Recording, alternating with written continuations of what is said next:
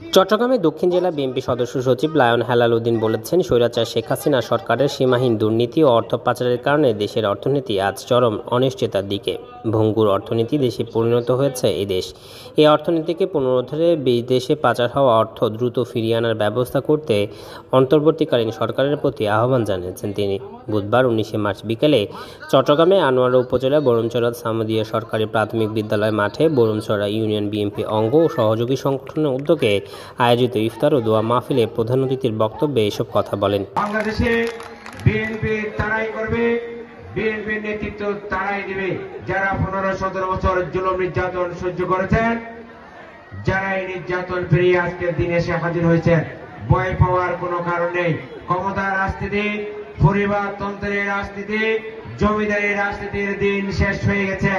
তারেক রহমানের বিএনপি আপনাদের মতো সাধারণ মানুষের উপজেলা কৃষক দলের আহ্বায়ক সালাউদ্দিন সুমনের সভাপতিত্বে ও স্বেচ্ছাসেবক দলের সাবেক সদস্য সচিব আতিকুর রহমান আতিকের সঞ্চালনায় এ সময় উপস্থিত ছিলেন উপজেলা বিএনপি যুগ্ম আহ্বায়ক সরোর হোসেন মাসুদ, সদস্য দিল Mohammad Manju, master Yusuf, Mamun Khan, Nur Islam, Mohammad Jahangir, Mohammad Mozammel, Barumchara union BNP নেতা আকবর হোসেন কাইসার, ইমাম শরীফ খলিল, আব্দুস সালাম, নবী হোসেন, দক্ষিণ জেলা জাসাস এর আহ্বায়ক জসিম উদ্দিন, উপজেলা যুবদল নেতা নুরুল কবির রানা, সোহেল সাইবুল ইসলাম, আলফাজুর রহমান আরিফ, স্বেচ্ছাসেবক দলের যুগ্ম আহ্বায়ক মোহাম্মদ হাসান, সদস্য মোহাম্মদ কাইসার, উপজেলা কৃষক দলের সদস্য সচিব নাজিমু উদ্দিন খান, যুগ্ম আহ্বায়ক আনোয়ার হোসেন, নুর ইসলাম মেম্বার, দক্ষিণ জেলা ছাত্রদল নেতা ইসমাইল বিন মনির, উপজেলা ছাত্রদল নেতা মোজাম্মেল হোসেন জুয়েল, সোহেল আনোয়ার, সরকারি কলেজ ছাত্রদল নেতা বোরহান উদ্দিন,